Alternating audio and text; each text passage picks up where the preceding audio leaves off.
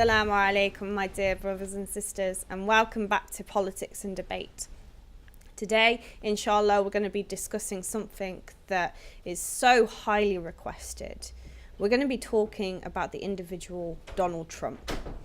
We are all aware of him. We know that he has recently been elected as the President of the United States. And with this, many problems have arisen. In fact, many of our brothers and sisters in America are now very fearful to do normal, everyday things because of this individual. And on a personal level, it's so upsetting to see that such a personality like this, who has a lack of respect and regard for other human beings, has been given such a position of power. But Donald Trump is not unique. In the history of the school of the Ahlul Bayt alayhim as-salam, we have seen many oppressive leaders. And inshallah, we're going to be discussing how we combat such leaders and how we can overcome these issues. Joining me for this discussion is my esteemed guest, Dr. Zahra. Assalamu alaikum. So the first thing that's quite unique about Donald Trump is the fact that he's not the kind of styled politician as such. He's a wealthy businessman, a TV personality. Now, and this has arisen the question, should personalities who aren't exactly polished politicians, TV stars, celebrities, businessmen, should they be running for positions of power, such as being the President of the United States, for example? Bismillah ar-Rahman ar-Rahim, alhamdulillahi rabbil alameen, wa salatu wa salam ala Muhammad wa alihi wa tahir. Well, under a democratic system, anyone can run for president, and if they have the backing from the relevant parties there, then there wouldn't be a problem. And in this case, there wasn't a problem. So the issue of whether the individual is wealthy or actor or whatever is secondary as far as when it comes to the system that is there for election and for nomination, if you like, for a particular candidate for a particular party. Mm-hmm. That's what you have. Yeah, and I suppose that's right as such. Yes, we do live in a democratic society, and everyone should have the opportunity to achieve their goals and aspirations as such. The thing that really troubles me with Donald Trump and kind of confuses me as well is the fact that America likes to portray themselves as this very staunchly Christian moral nation, and yet to elect a man such as him, who has this lack of respect towards people of different skin colours, people of different religions, a lack of respect towards women, the fact that they would turn around and elect such a leader as him, I just find that shocking. Do you think that this is a sign of the times, or have we seen instances like that in history? Well, I mean, in this particular case, apparently there were a significant number of people who had their grievances, and those grievances weren't listened to, or if they were listened to, they didn't. Previous politicians, previous presidents didn't do anything about them. So the electorate decided to go for someone who was promising them the things that they liked, and they made their choice. I suppose so. And I guess one thing that might be comforting, even though this is a very difficult situation, it's also a very scary situation. The fact that this particular individual, he is targeting particular ethnic minorities, particular religions. He's also, he's making very inflammatory comments towards countries such as Iran and North Korea, which can cause an awful lot of problems.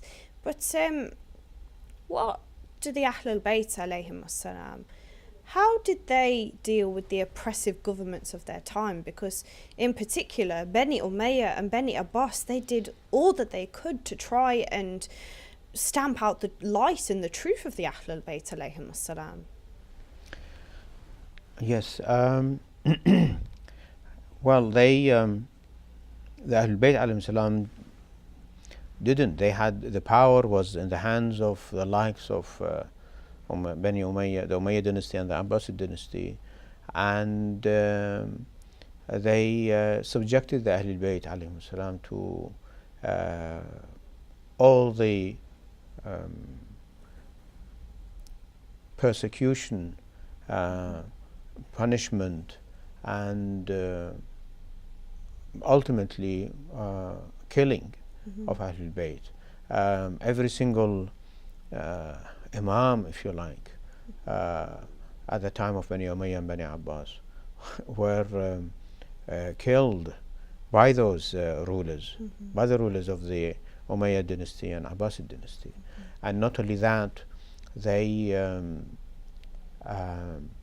persecuted and in the most vicious way, and even relentlessly killed the followers of the Imams of Ahlul Bayt alayhim salam. So you mentioned that the position the president has taken against other religious minorities or the Muslims and so on and so forth. Families are finding it difficult to reunite and so on and so forth because of the, if you like, bans they have on Muslims entering the US. But these hardships that the Muslims today are facing are nothing compared to the sort of hardship that the followers of Ahlul Bayt were being subjected to during the times of the Umayyad rulers and the Abbasid rulers, and of course during the time before that. Yes. If we want to go, I could go through some of the details of how the followers of Ahlul Bayt were persecuted and killed. The persecution was so intense that Imam al-Baqir alayhi salam says that a Shia would have preferred to be called a non-believer, a kafir, or a zindiq, an atheist, rather being called a Shia. Subhanallah. This is in the book of Sulaym when Imam al-Baqir says this was the state of the Shia under the rule of Muawiyah at the time of Muawiyah, during the reign of Muawiyah, which lasted a very long time. The Shia of Ahlul Bayt were being persecuted left, right and center. And Muawiyah issued a decree that to begin with, that if there is a Shia there, then you shouldn't trust him as a witness and accept their testimony. Exactly how the Wahhabis speak about us today. And then he issued a second decree saying that if someone is a Shia or have inclination to Imam Ali alayhi salam, you should remove his name from the register of receiving help from public funds, from the treasury, if you like, which they did. And the third decree said, if you suspect someone who is a Shia and has inclination to Imam Ali, just kill him. And that's why Imam Baqir says a Shia would have loved to be called an atheist or a non-believer, but to be called Shia.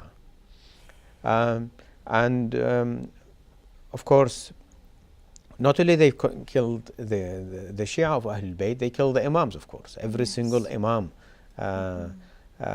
We see that Imam Ali, how he was killed, which was a plot of Muawiyah. And then Imam Hassan was killed as a result of the plot of Muawiyah.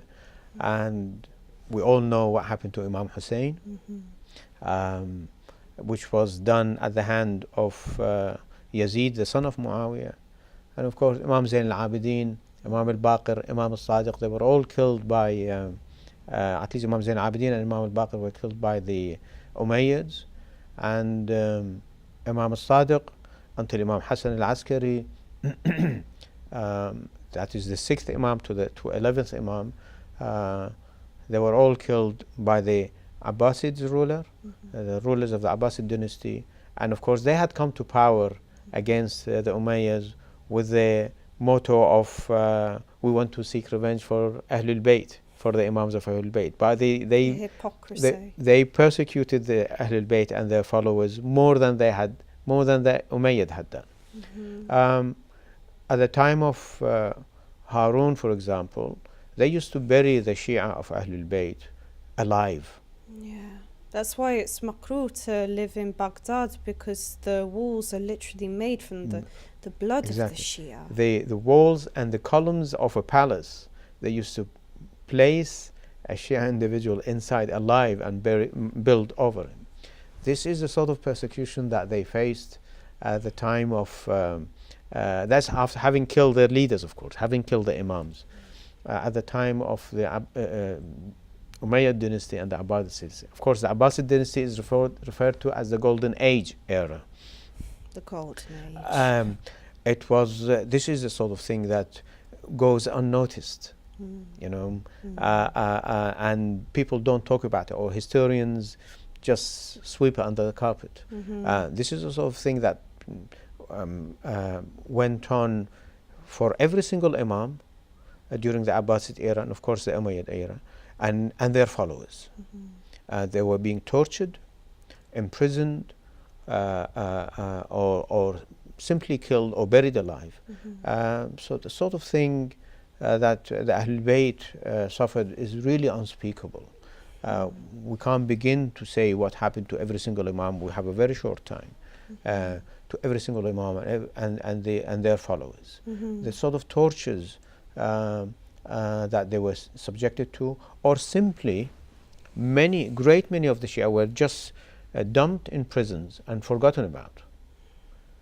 This sort of number of people of this sort of fate, that they were dumped in a dungeon and that's it.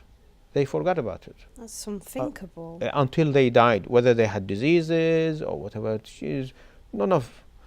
No medication, no health care, no nothing. They just left them until they died. So this is the sort of thing that the Shia of Ahlul Bayt suffered at the hand of the despots of Bani Abbas and the Abbasid dynasty, and of course before that the Umayyad dynasty.